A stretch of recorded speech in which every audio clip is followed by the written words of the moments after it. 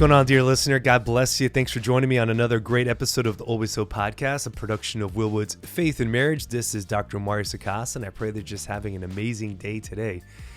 Well, so often we hear that technology is something that is impacting our faith in a detrimental way. It's preventing us from growing, from having focus, from being able to think. And while all those things are absolutely true, the question that I want to pose for us today in this podcast is, can technology actually, can I even say that right? Actually be an aid to our prayer life and help us grow closer to the Lord? So joining me on the show today to talk about that is Juan Carlos Carredano, CEO of CCC of America, and Mike Day, founder of Cor Ignis Inspiring Technologies.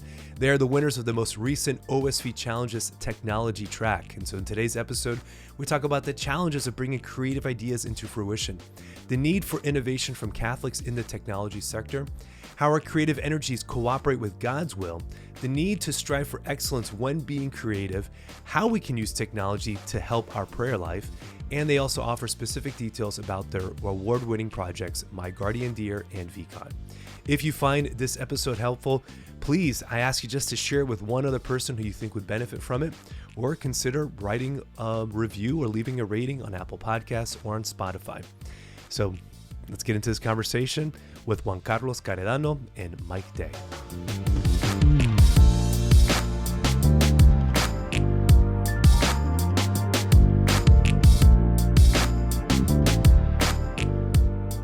Juan Carlos Carredano and Mike Day, welcome to the Always So podcast, gentlemen. How are you guys doing today? Doing very well. Thank you, Mario. Hi, Mario. Great. Thank you. Wonderful. Well, I'm grateful to have you guys on the show today. We're going to be talking about technology and faith. And these are one of those moments that I'm just grateful for the gift of technology. Here I am in Charlotte, North Carolina. Juan Carlos, you're in Mexico City, and Mike, you're in St. Augustine. And here we are having a Zoom call, chatting and just talking. And so what a great gift. So just by way of introduction, and giving you guys space to introduce yourselves to the audience, Juan Carlos, why don't you go first? Just kind of introduce yourself. What do you got going on? Thank you, Mario. Thank you, Mike. Well, I'm Juan Carlos Carredano. As you mentioned, Mario, I'm CEO of CCC of America. I'm a producer, a communicator, television producer, also a special event producer. And I have the blessing to be part of this great team, CCC of America, and recently winner of also as Mike, the OSV Challenge Technology Track. Very excited to be with you here. Yeah, thank you. And I'm Mike Day, coming from the Diocese of St. Augustine, which is in Northeast Florida. And been married for 18 years. Been doing ministry most of my life. But this new project it's a brand new startup. It's a new idea I submitted to OSV as part of their innovation challenge. And for those who are not familiar with it, it's kind of like a Catholic Shark Tank. It's a really intense process of submitting an idea, submitting a proposal, going through different rounds, refining, honing in on a business plan, and then making a pitch to investors. And it was an incredible opportunity, and just very honored for this idea and this project to have made it through. But yeah, founder of Cor Ignis Inspiring Technologies, which is the startup company I made for this napkin idea I submitted for the challenge. And even though I've been in ministry most of my life, I'm kind of a Swiss Army knife in terms of talents. And in any role that I've served in a ministerial level or professional level, I've always incorporated tech in some way. Even launching a Catholic radio station in Tallahassee is one of my first jobs out of college, and it's always something that's been with me in some shape or form. And so it's something I'm always excited to talk about and explore ways of incorporating to a greater extent in the work of the church. Oh, praise the Lord. Well, thank you guys. I look forward to our conversation we're about to have. So first and foremost, both of you already said it, but congratulations. Let me just say it right out of the gates to both of you for winning the OSV Challenge in the technology sector. What an incredible accomplishment. To be able to do that. And so I saw both of your pitches. They look great, and thank you guys for sharing that. And I think one of the things that struck me kind of right out of the gates, and I'd love to be able to hear kind of both of your perspectives on this, is each of you came at this challenge from a slightly different place and perspective. Juan Carlos, you're the CEO of CCC of Americas, and you've been there for a long time, and And the company itself has existed since, I think, 1984, I believe, if that's correct, or 1983, when I first started producing children's content. And then Mike Day, you're doing this kind of napkin idea of something that you're like, man, this is a great idea. Let me just kind of sketch this out and kind of let's go.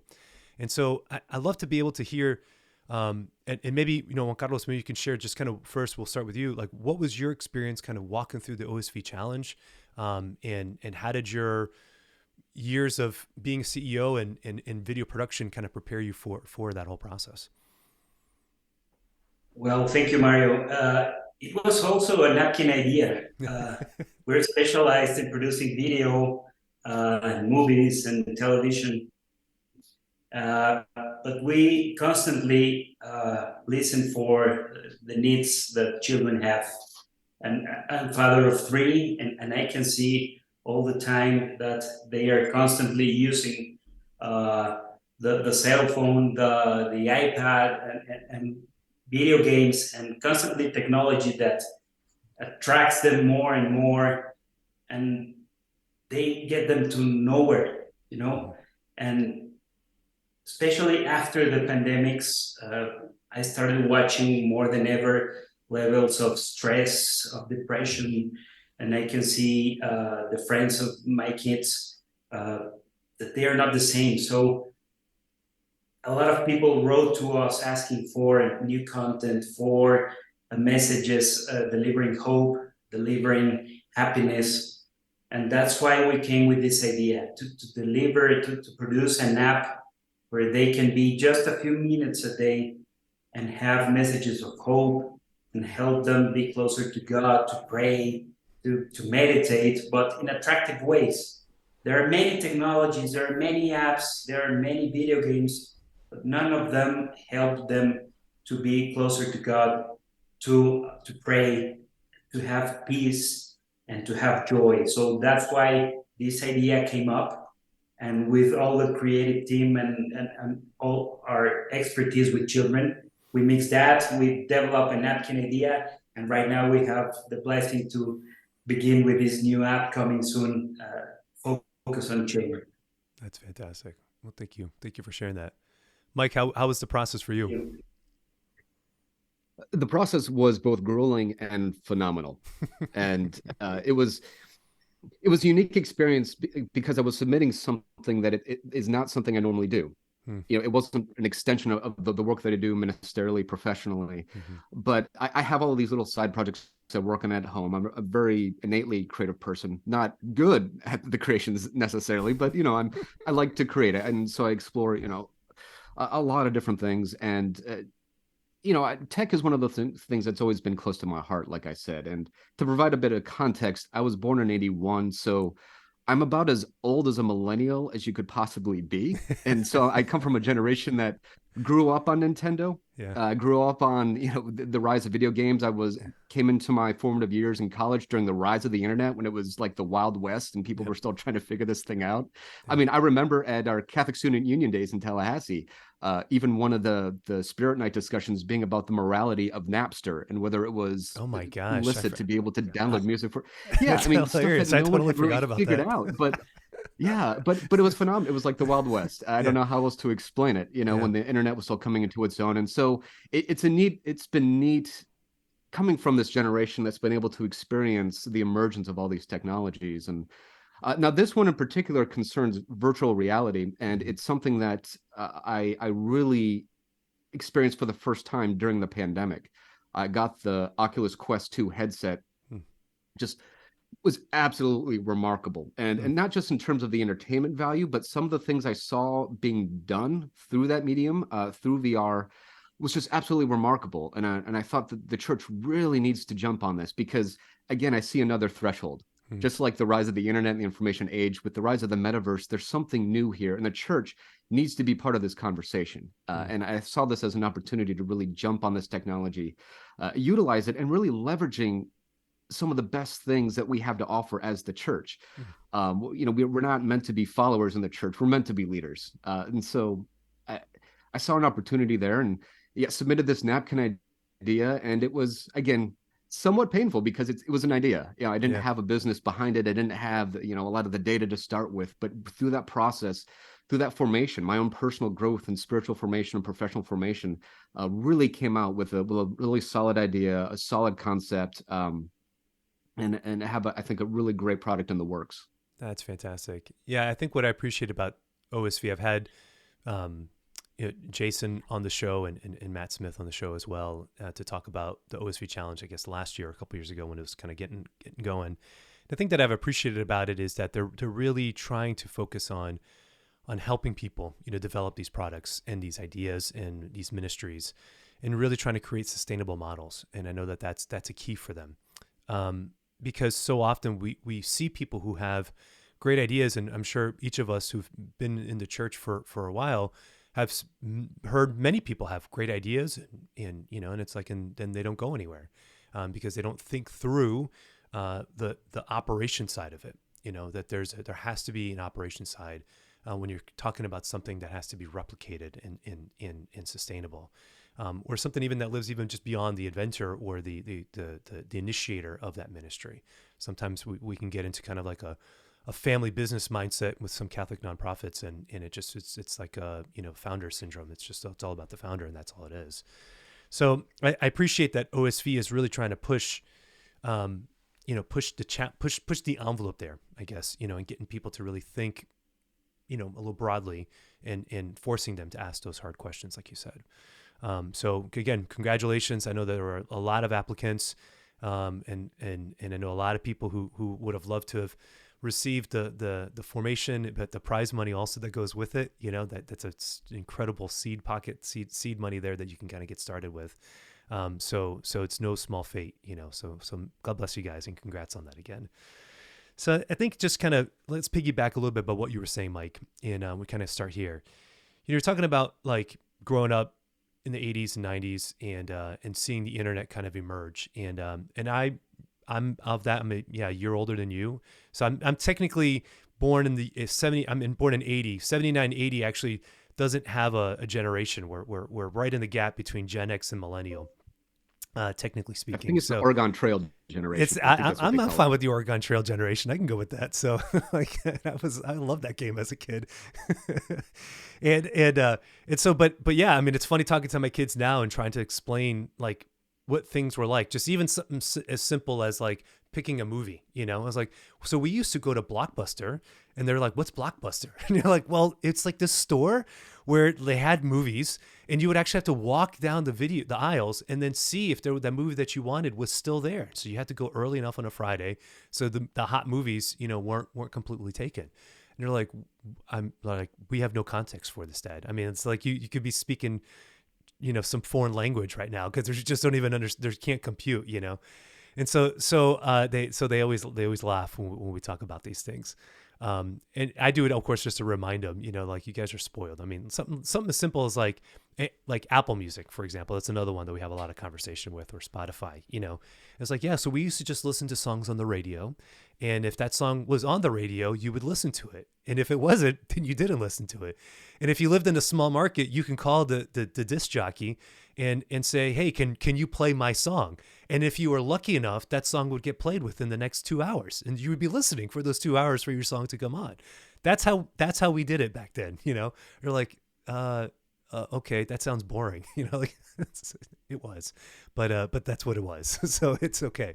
We actually thought back then also, but that's a whole nother conversation. So like, so when we think about technology then, Mike, you're giving some great insight into it. Like when you say that the church has to be present in these emerging spaces, tell me a little bit more. What do you mean by that? What are you thinking? What's your thought on that? So this is something I prayed heavily about, because I do have a tendency to get distracted by things that are entertaining. Like, wouldn't this be cool?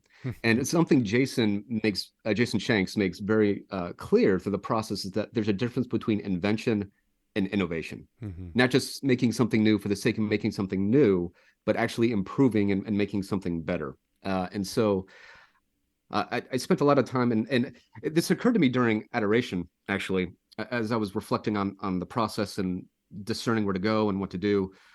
When we think of technology, we tend to reduce it to electronics. Mm-hmm.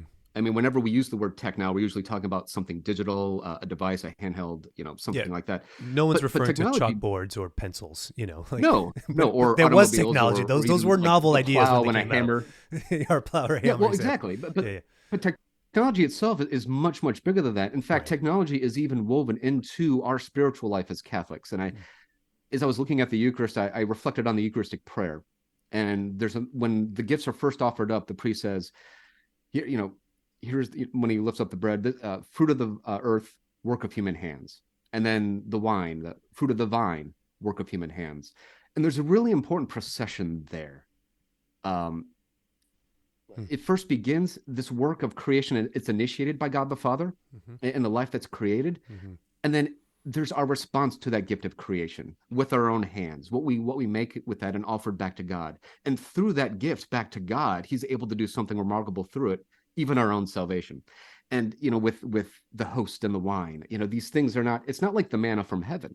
Even though the Eucharist is compared to the manna just fell, or it just appeared. The Jews didn't have to do anything to receive it. But now we're given these sacred gifts. We're given the body, blood, soul, and divinity of Jesus Christ through an act of cooperation with God, this mutual participation. And I think that's really the heart of what technology is. It's us as human beings made in the image of likeness of God, possessing this ability to create and using it to cooperate in the ongoing movement of creation. And so there's, I think, a great deal of discernment that's needed. When we look, it's not just inventing, how do we do something new and different, but what is the Holy Spirit genuinely doing in this moment, and how can we participate in this work to make it happen? Yeah, that's great. That's great. Okay, so thinking about what, Mario, I can add something to Please, this. give it to me. At the Renaissance, when the Pope needed to communicate something from God, he used to work with the best at the time. So if he wanted to communicate the creation, he brought Michelangelo to paint the Sistine Chapel, So we need to work with the best, and technology is part of it. So just to add one, because sometimes we're confused that technology and religion, and they're not part of it. So we're communicating the word of God. So we need to work with the best. Yeah. So, I mean, I love what both of you are saying, just starting from the gate to look at this a little bit more broadly. And it's something just even with regards to work in general and creation and the creative capacities that we have, that I hear what both of you are saying is that there's a certain, duty, I guess, if that's the right word. If we see a need and if we have technical means, we have capacities to be able to improve on that, then we do this not just for our own sake, not just because it's cool, but because it's trying to bring about a greater good, and that we shouldn't do that. I'm not allowed to curse on my show, so I'll, half donkey, I'll say it that way, that we shouldn't do these things, you just halfway, that we should give it, our all, and that we should seek excellence in these things, and that it's okay to seek that. And that doing so is exactly what's going to bring about, the greater good. So I love the fact that you're speaking about it, the sense of stepping into this space, in the creative endeavor as something that is holy, that is something that God is calling us to. So, Juan Carlos, I would love to hear a little bit more about your insights on this. You've been in the media space for a number of years, and so you've kind of been in that creative energy, producing, content specifically. And so what has that been like for you? And then making the shift now, to creating this app and stepping into the technology space. Yeah, it's very interesting because in matters of faith, like quality is not always together, especially in communications, in production. Nowadays, it's a bit different, but for many years, if you watched Catholic productions, they were horrible, boring, and with not the best team ever. Thank God it's changing, and there are many efforts, and platforms, and productions, and that's part of it. We're communicating the word of God, and we need to do it with the best people. Once I was in Anaheim at the Religious Education Congress, and after it took place a Christian Congress. So I stayed and watched, because I think we need to learn about production marketing from our Christian brothers. And I heard one phrase that shook me, and they have a lot of reason. They said it's easier to convert to Christianism a Catholic, a Hollywood producer, than to turn a producer. Sorry. It's easier to convert. Sorry, I mixed the words. You're fine. We'll rewind that. Go ahead and get started. It's easier to convert a Hollywood producer to Christianism than to convert a Christian into a producer. Huh. So that's part of the message. We need to work with the best, and God will do His work. So if I have to bring a Buddhist animator to animate, for example, Lucas Storyteller, our animated series, because he's the best, so I need to work with him. And you know what? After our animation process, he came to me, a Buddhist, and he told me, Juan Carlos, I don't know if I'm angry with you or I'm happy, because my kid now, he prays the Our Father. So God uses also technology to touch the hearts, to talk to people. So that's part of what we want with this app. We need to be a tool so he can touch different hearts in different moments. So that's how we came with this idea. And that's how we need to work with the best, to bring the best technology, to bring the best people at the service of God. So that's part of our philosophy in media.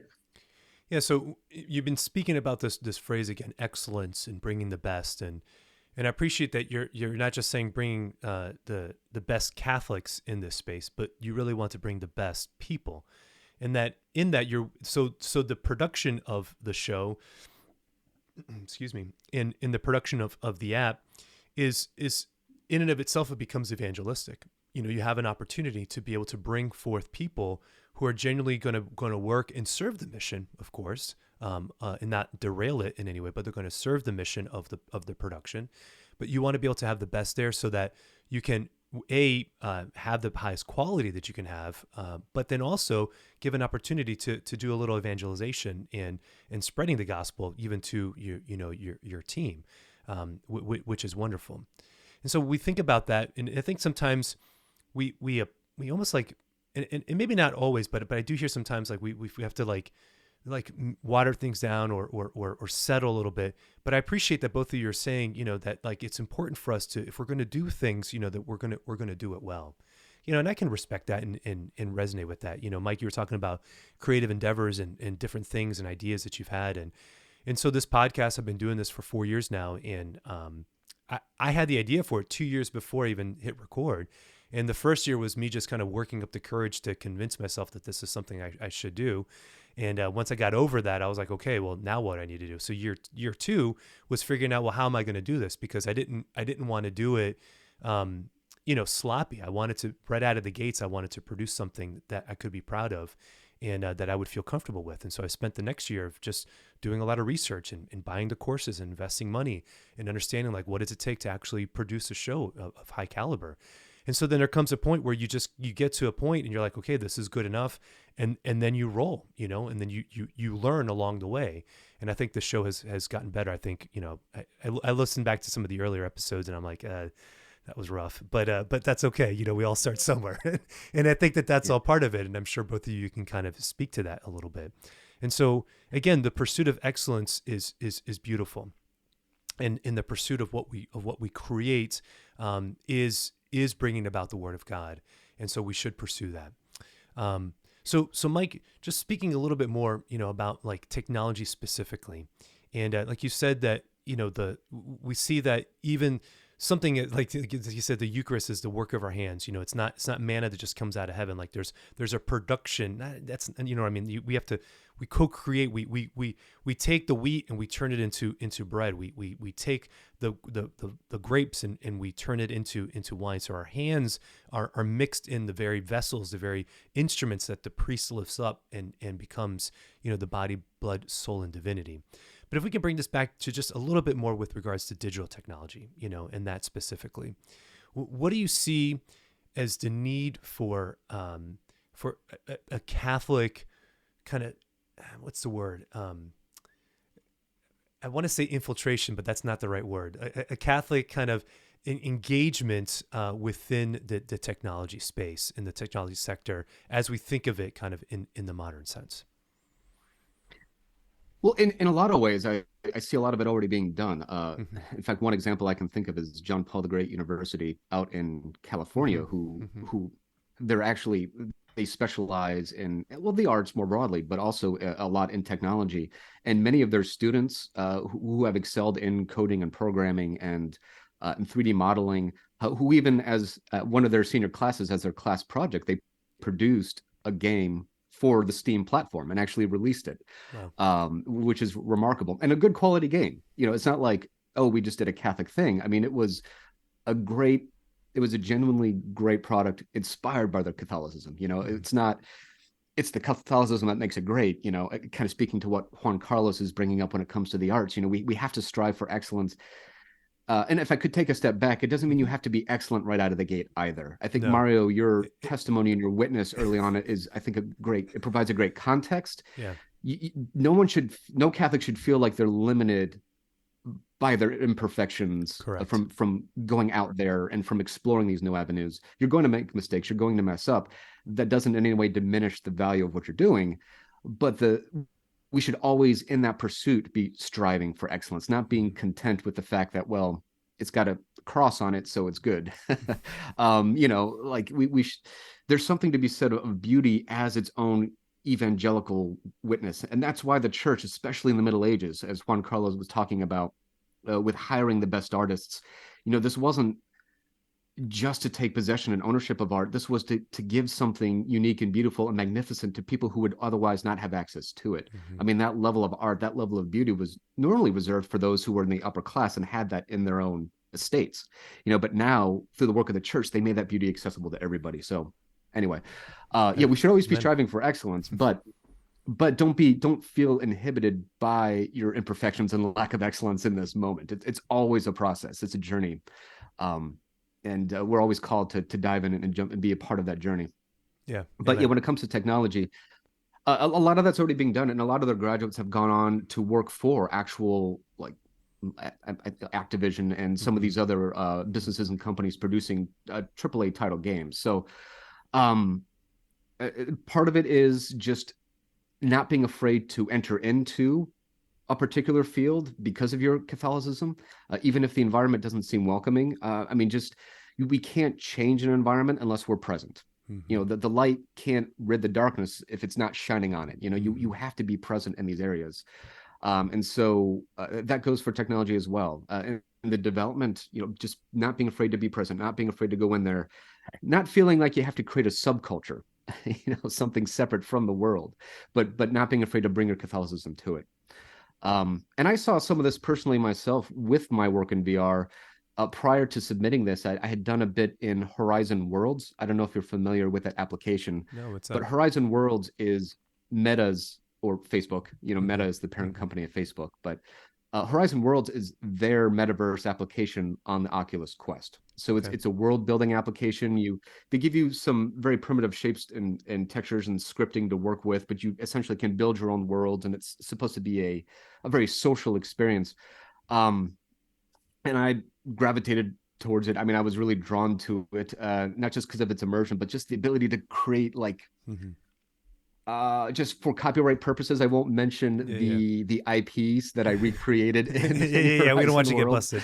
But that, yeah, so but it's like a Minecraft type thing. Is that what it is? Does it sound? Sorry to be the ignorant guy here. I guess I didn't know, but like Minecraft, but like in VR, we actually building a little stuff? bit, but much. It's almost like working with Blender or Unity kind of with your hands in a more basic shape. And then the coding being kind of like Scratch from MIT, for anyone who's familiar with that, where you're working with code blocks. A bit more involved and complicated, though. You can do a lot with the scripting. Okay. But anyway, my doctorate's in counseling, Mike, so I'm way out of my league here. But one of the things I created was a basilica. It was a basilica dedicated to John Paul the Great. And what was interesting is there's a community actually run by Facebook for Horizon Worlds creators. And obviously, a lot of them are not necessarily on board with the Catholic faith and teaching. I mean, but at the same time, just the response, sharing that, saying, wow, like I'm atheist. Okay, I don't agree with Catholicism, but this is a remarkable experience. Just being able to, just by the beauty alone, that being able to be its own witness. And so again, not being afraid to bring your best as a Catholic in whatever sphere you're involved in too, I think is very important. Mm-hmm. Yeah, Mike, that's clue. That's very important. The thing you were saying, that don't be afraid and don't try to be perfect.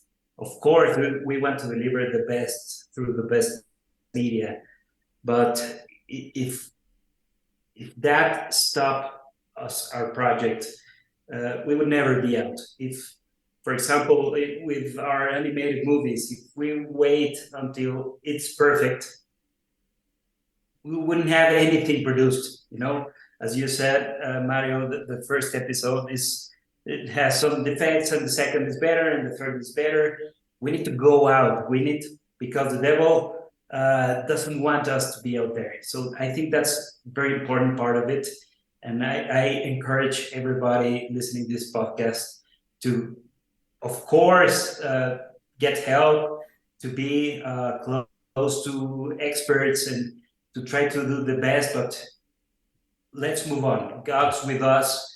God will help us, of course, with lots of difficulties. Every great process has to go through a purification process, a process very close to his cross, because otherwise would not give fruits as he wants.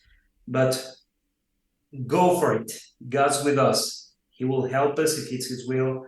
And I promote everybody to go with that call from the Holy Ghost and launch the project.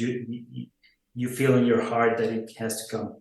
Yeah, amen. Well, I can feel the inspiration. Obviously, both of you are still riding high, winning the OSV challenge. So it's like, yes, let's go, let's innovate, let's get ideas, let's roll. And I appreciate that enthusiasm, kind of emerging in this conversation. And certainly, I agree with it. And I've interviewed other folks who didn't win, the OSV challenge, and they said that even just the process itself was formative for them.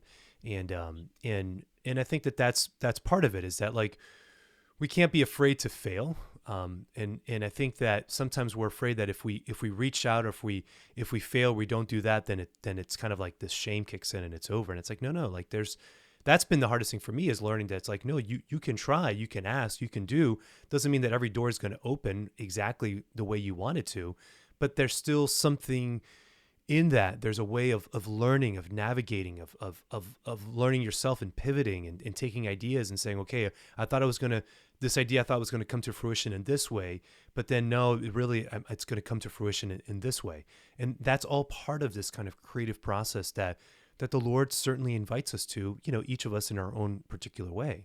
I am not an artist. I can't draw a stick figure, but I can do this. And this has been, something for me that's been really creative. So again, just encouraging people to find that. And I absolutely love it.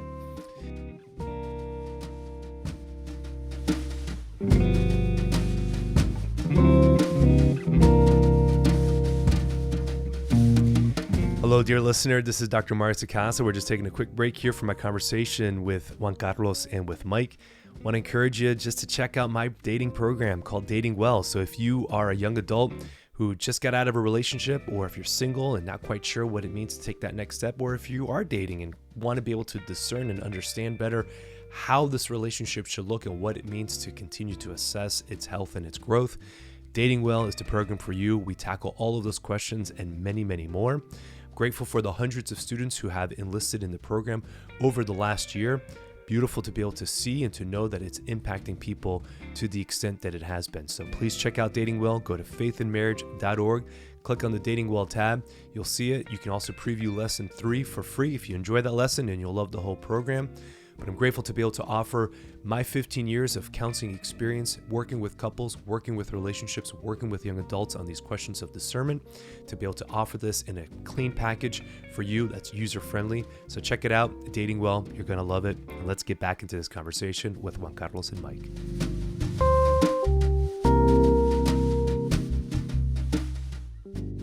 But bringing it back, just to talk a little bit specifically again about technology. And so we're creative endeavors we've spoken about in many different avenues when we say, okay, arts and in video games for sure, but then specifically the ideas that you guys have had of creating apps.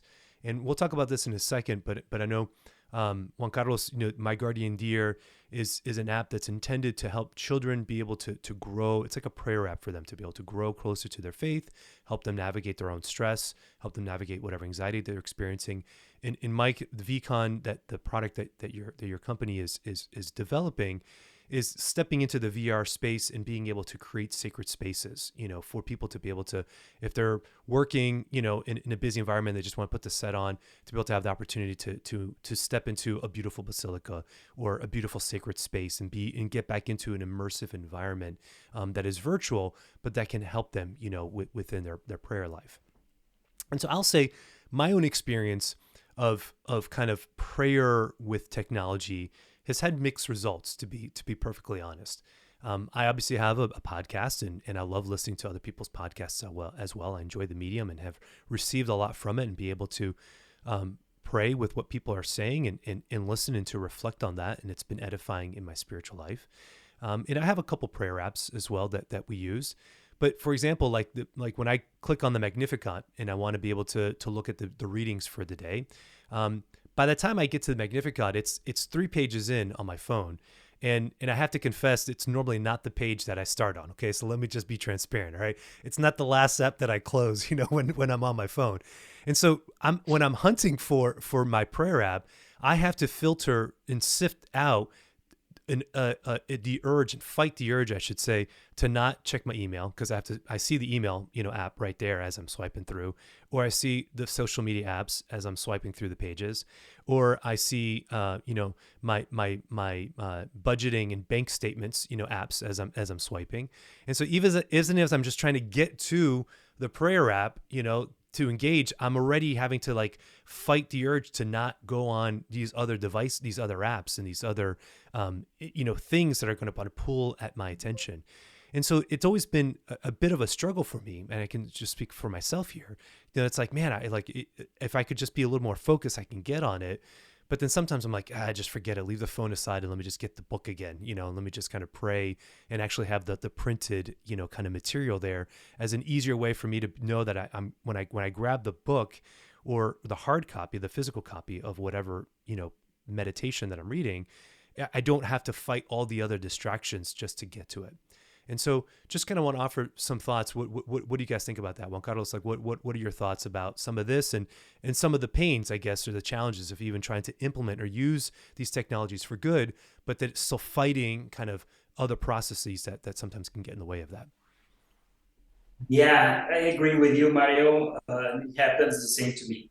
If I want to pray, if I want to listen to something, as soon as I open my cell phone, I have a WhatsApp message and I got distracted. So what we thought about is once, 5 years ago, I downloaded an app for brushing your teeth for my daughter. And it's not an app that my daughter would go to and select. But it was an app that as soon as I gave it to her, she enjoyed it. So every night when she was gonna brush her teeth, I put the iPad in front of her, and she enjoyed brushing her teeth, watching the app. So we thought about doing the same. That maybe it's not an app that they will look for it, but as soon as they have the cell phone or the tablet with them, they can enjoy that moment. And the advantage we have is that it's an app designed for them and designed for spending just specific minutes a day, not spending the whole day. Mm-hmm. But we want those minutes to be very attractive, to be very responsive, and to let them feel they are progressing, to let them feel they are feeling some peace inside. So that's how we want to approach kids. And on the other side, we will have a lot of data available for parents, so they can get to know what their kids are feeling at that moment, what they want, what they don't want. So it's a lot of communication with parents and also with us to deliver the best for them. So that's how we want to approach through this app. Wonderful. Mike, thoughts? Anything you want to add? Yeah. So if you want to mind me leading with an anecdote, you're welcome to edit this out. If it No, doesn't man, fit, give it to me. but, Well, we love anecdotes. We love stories in the show. Yeah, one of my one of my favorite jelly bean flavors is strawberry. I will go through an entire bowl of jelly beans and take out just the pink strawberry ones and leave the rest of the jelly beans. Like I don't care about any other flavor, right? So I was really excited But one this year isn't when like. my bride. But this isn't like. I'm sorry to interrupt you. But what's the game that the kids play? Bamboozled. It's not that, or it looks like a red, but it really tastes like something disgusting. Have you ever seen these? This Oh, game? like the Like the birdie bots. Yeah, like I've heard of yeah. But they play this game and it's like you look at the blue one, you're like, it could be mint toothpaste or it could be blue raspberry. You don't know until you put it in your mouth. So sorry. Yeah. Well, kind of something like that happened. My bride, she found a bag of jelly beans that was quote unquote all reds. Okay. So instead of having to deal with every flavor, it was strawberry, which was fantastic, cherry, which was a great runner-up. Mm-hmm. But then they did something dastardly. They put in watermelon, which looked almost identical in color to the strawberry. And so when we got this bag that I thought was going to have more of what I wanted, it actually made it more difficult and frustrating because I couldn't distinguish it from the flavor that wasn't the one I was looking for. It was too similar, too close. And I always, it's a silly story, but it's always been helpful to me, even in ministry, thinking of the importance of being clear when it comes to our teaching, when it comes to our experiences. But also this experience you're sharing about the app. You know, when we explore using technology, we have to discern what is it that we're uniquely bringing to this sphere. Because if it's just the same thing, but with an app, that's not necessarily going to be successful. And so thinking of myself, I love the Liturgy of the Hours, and it's going to be hard to pry me away from that 4-volume set. I love the book. I know I've got the app, but I only use it if maybe, you know, I'm out of town or I forget to bring my breviary. However, that being said, one of my favorite podcasts, besides yours, Mario, has been ridiculous. Has been Sing the Hours, and it's a ministry that will sing the Liturgy of the Hours every single day. And so I kind of get the best of both worlds, like where I will be able to I'll start my day at work in the chapel, doing the divine office, doing morning prayer in the chapel, but then on my drive home, being able to listen to it sung, because I can't get it sung just anywhere, or I can't, you know.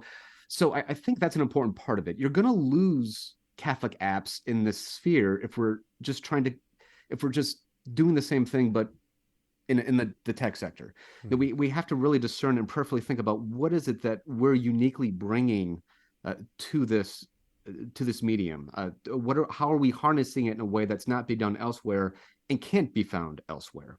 And that's where you're going to find your value and success as a tech innovator, as a developer, and even as a digital artist. So yeah, I mean, so you talk about like you have a bowl of red jelly beans, you know, and there's 3 different flavors that's in there. You have the strawberry, the cherry, the watermelon, and they all kind of look alike. The challenge in this space though is that you have a bowl of red jelly beans, but you maybe have 150 different flavors in there, you know, and trying to find like what's the one that I actually like is going to be good for me. And I think that the as a consumer, I'm not a developer like you guys. You guys are both app developers now, and I'm not. I'm just a consumer of this technology. I find that, you know, as a consumer, you know, it's challenging to maintain that focus, and I think that we have to be very honest with ourselves in terms of, well, what's genuinely helpful, and then what isn't. And I know for myself, I have to have real restrictions kind of on my phone use as well as on my on my app use, because I can easily go down the doom scroll, and I can spend 20, 30 minutes, meandering on social media.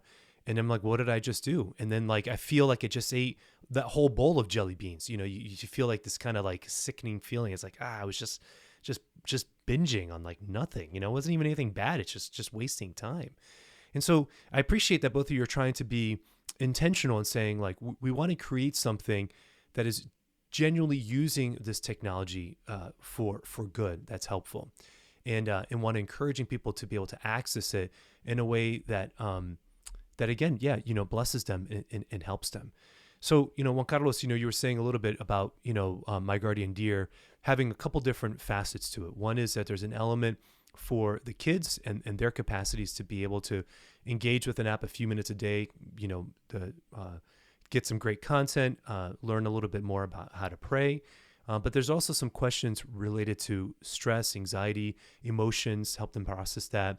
But the parents, if they have the companion app to it, the parents receive some feedback on that. So just tell me a little bit more about what that looks like, and why is that an important aspect, for the application? Yeah, the approach we want to have with kids, it's through their emotions. Mm-hmm. So the first screen, as soon as they go in, they will let the app know if they are happy, if they are sad, if they are anxious, or if they are angry, or a lot of feelings they can have at that moment.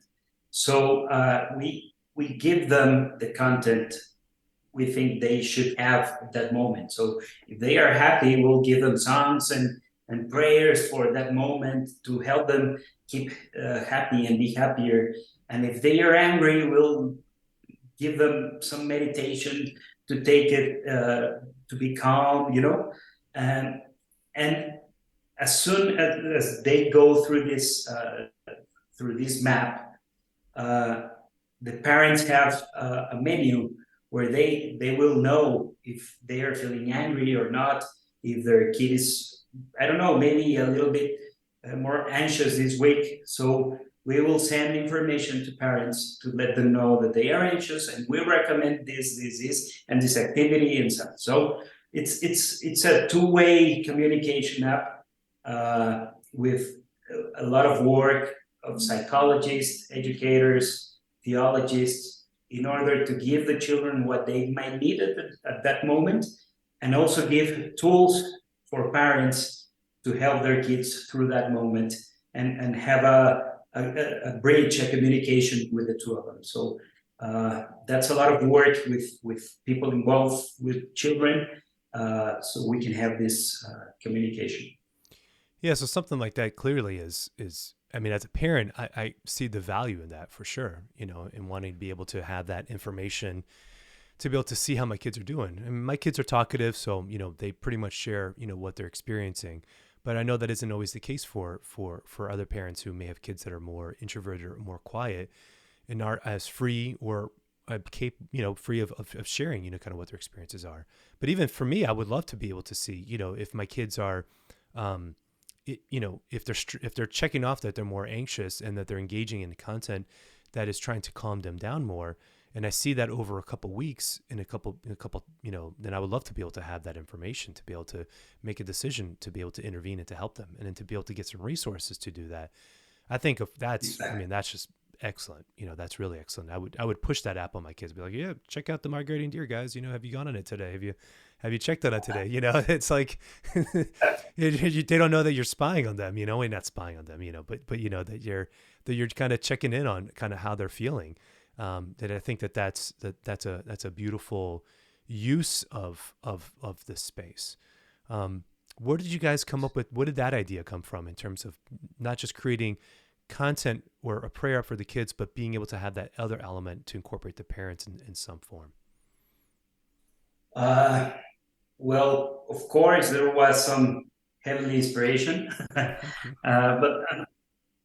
it was a mix of watching different success stories like Hello, which has been a great hit for grown-ups, but also as a parent after the pandemics. I think the COVID opened a new way of communicating with our kids.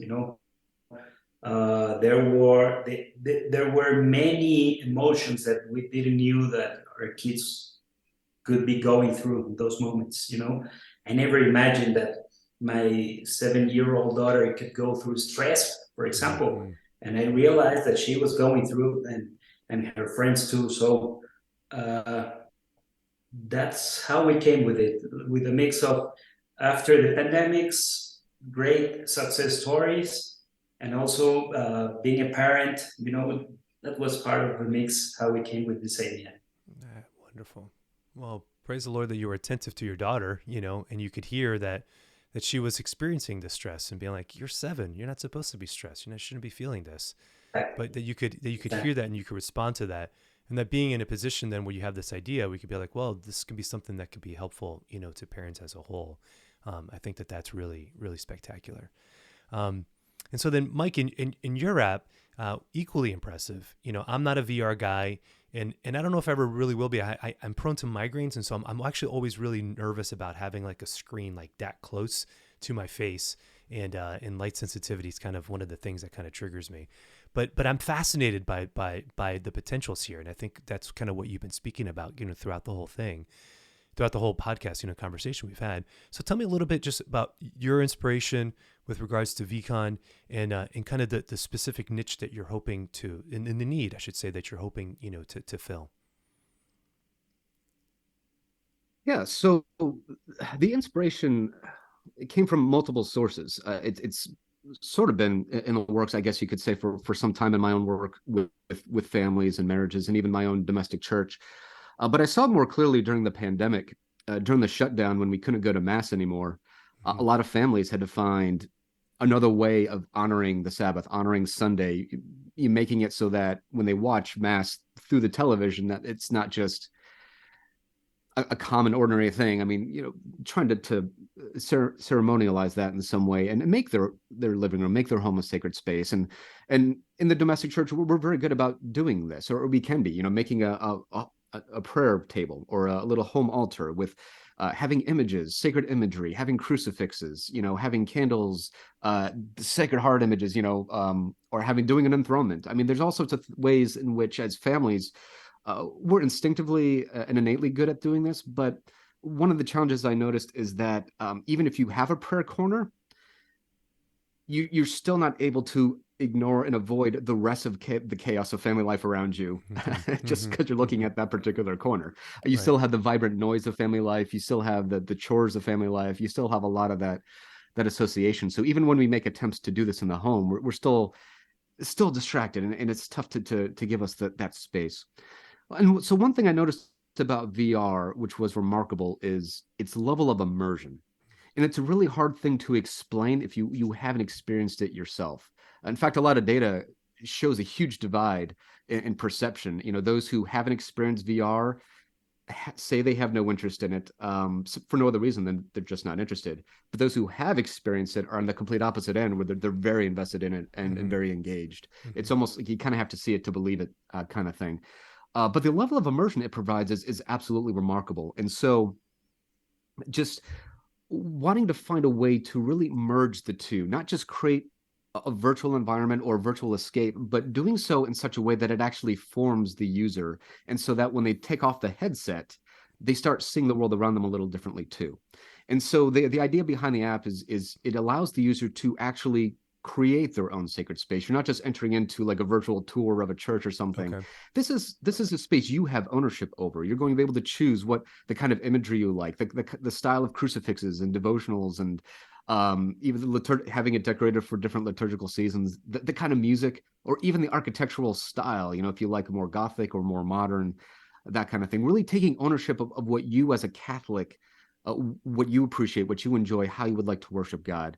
And so by having that space, when you come away from it, being able to look at the world around you and say, well, why can't I do these very same things to my own home? If I like this music, or I like that kind of imagery, I could just put that up here on my wall, and so with VR, it's important to not just lean into the technology and its capabilities, but also realize that it doesn't work solely as an escape, that at the end of the day, we have to find a way to bridge this tech with reality. And probably one of the things I'm most excited about is the a hardware component, which is kind of phase 2 of this application, which I won't go into too much just yet, but Sure. it takes that hybrid, that kind of mixed reality concept a bit further. But yeah, so that was really the impetus in what we're trying to achieve, allowing people, empowering Catholics to have this sacred space. Yeah. So speak a little bit more. How do you find this app, to help not just be that escape, because I think that's one of the concerns, certainly when it comes to VR, is that you can just get lost in it. Or I watched Ready Player One, where everybody was like plugged in and they're in there. That's more real than the real world. How do we not move in that trajectory, or how do you use this as a way to, like you said, bring back to reality, physical reality, not just a virtual one? Well, I would say to start with, I think there are legitimate fears, but then there's over dramatized fears. Sure. As someone who does appreciate VR, if you've had a headset for any length of time, it's really hard to have on for more than an hour and a half. When kids do video games, it's really easy when you're sitting on the couch to just spend hours without even thinking about it. But when you've got the headset on, yeah, time does fly, but you really do notice it. It's not like you're totally in a different place. Your body feels it. It's not like you could really have that headset on for the whole evening for the rest of your life, and that replaces reality. I mean, honestly, that's just not going to happen. Yeah. That might be more an issue with AR, augmented reality, as glasses are developed and things that allow us to kind of see a mix of a virtual in a real world environment. But in terms of an exclusively virtual environment, I'm not certain how realistic that fear actually is. I don't think we'll ever get to that point where it's just a total escape and we're oblivious to the real world around us. Right. But the VCON set, you said at the same time, a little bit. I mean, like just to piggyback on that, that you're trying to provide, like you said, a sacred space, where it's not just the little prayer corner. And it sounds like, you're talking from firsthand account, that's like, well, there's a prayer altar, but we can't, trying to pray. And then the kids are like running around, yelling at each other. It's like, okay, like just take a second here and put them where they need to be and get back to this.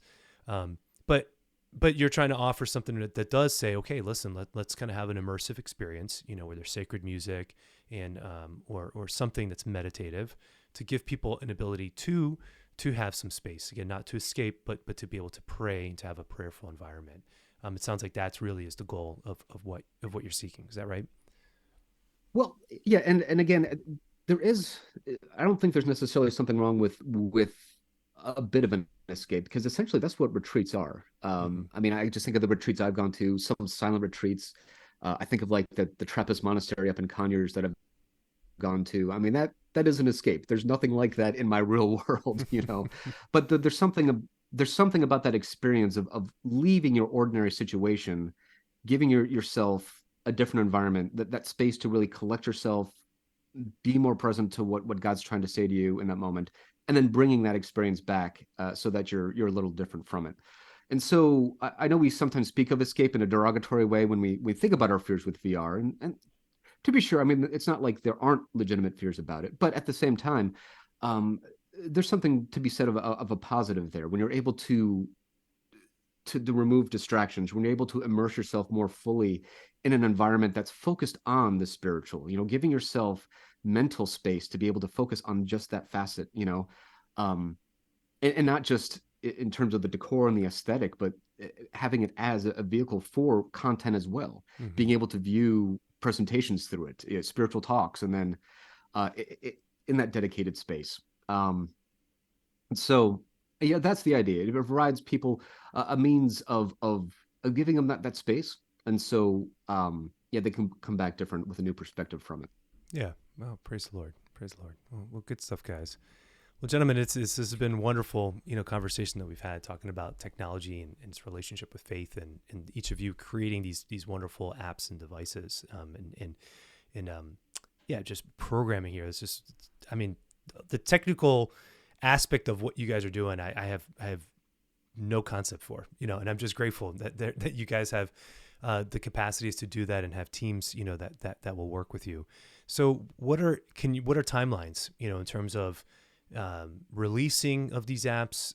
When are you thinking? What are you hoping for? Like, what are you shooting for? So Juan Carlos, what's the trajectory for My Guardian Deer? We plan to do a soft launch by summer. Mm-hmm.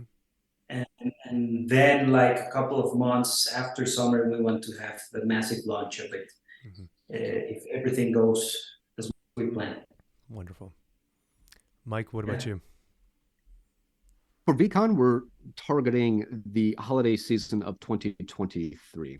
Okay. We want to have at least a minimum viable product available during the summer to be able to do some alpha testing and beta testing with a hopeful release during the holiday season, so that it coincides with, when people might be getting some of these devices for the first time. So that's the target we're hoping for. Fantastic. Well, maybe next time we do the show, we can be plugged into VCON and we can be recording it and being in person, even more so than we are right now over a Zoom call. So if people have more information, they'd like to learn a little bit more about it, where can they go? Well, right now they can go to our website, and there's not, I will confess, there's not a whole lot on the website just yet, because as a napkin idea, this really is a startup company. And so if you go to Cor Ignis Tech, if you go to our website, I'll have a link to it in the show notes. Okay, yeah. If you go to corignistech.com, that'll take you to our main site. But really, you'll probably see most updates through our social media platforms like Facebook and Instagram, which there are links to as well on the website. Wonderful. And Juan Carlos, if people are interested in learning more about My Guardian Deer, where can they go? Yes, we'll be posting news through our website too, cccofamerica.com, but also our social media, and we invite everybody to join them and follow us also at CCC of America. Wonderful. Facebook, Instagram, YouTube. We'll keep people posted about it. Fantastic. Well, thank you, gentlemen, for coming on the show. So final question I ask all my first-time guests, and Juan Carlos will give you the honors first. What gives you hope? Children, the new generations. Yeah. That's our passion. That's our goal. So I see the new generations. I see my children, and that gives me hope that God is with us. And I have a lot of hope in this new generation coming with much more strength after pandemics, with great needs of activities, religious experiences, and being closer to God. So children give me hope. Wonderful. Great answer. Thank you for that. Mike, what about you? What gives you hope? Well, I was going to say children, but why not? We could say children. You can have the same answer. No. Well, I would say a couple things. First and foremost, beauty. It doesn't cease to amaze me how creative human beings continue to be, and just how powerful a vehicle that is for drawing people closer to the heart of Christ. And I don't think that could be understated. So any Catholic out there who is invested in the arts and is an artist, I just applaud and laud you for what you're doing, because it is that, I've often said, it's the most pure form of accompaniment, because art meets people exactly where they are, speaks to them in whatever words they need to hear, and it's beautiful to see, even in times of desperation and tension and stress and anxiety like we have now. But also, with the youth, I know we in the church lament, I think, the challenge of trying to draw more youth to the church. But I tell you, the youth that are there, the younger generations, they are on fire, and it's really encouraging to see, and it continues to give me hope. Especially in the work that I do as well in other capacities. Awesome. Well, the thing I would say here is, and what struck me by both of you, and what you just said there, Mike, is that creativity.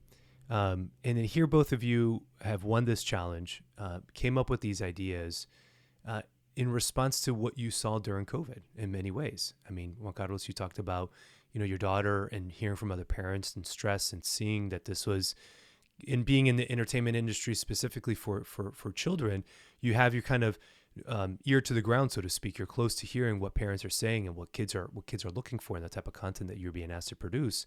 That it was like, whoa, I'm hearing all this coming up for kids being stressed. It's like, well, we can create content for that, but maybe we can create something else also that can really meet this need.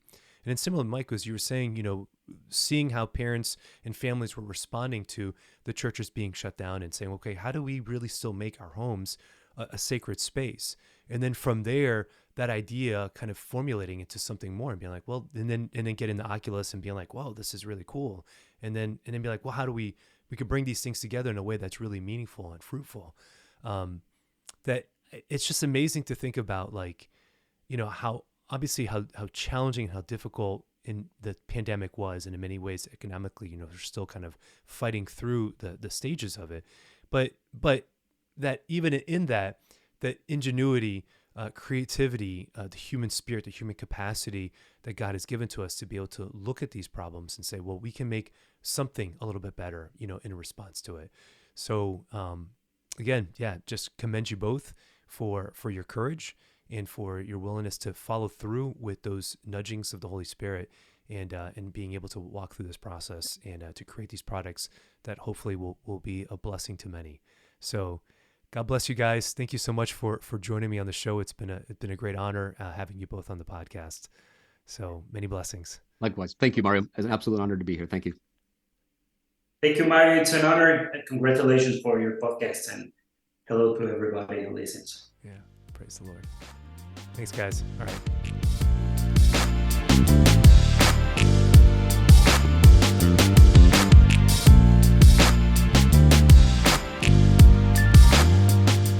Praise the Lord. You hung in there all the way to the end. So that is it. Another wonderful episode. And I pray that it's offered some encouragement to you to be able to set the appropriate restrictions when it comes to technology, and to be able to have a greater focus and to know how to use your iPhone or your favorite prayer app in a way that actually aids your prayer.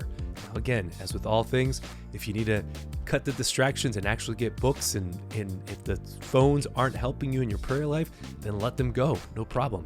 But again, I just want to commend Juan Carlos and Mike for coming on the show and being able to share their experiences of that creative process as well, which we love to talk about on this show, to encourage you to continue to do what you feel God is pressing within your heart to do. So God bless you all.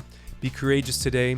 God love you, and look forward to having you back on the next episode. All right, take care, everybody.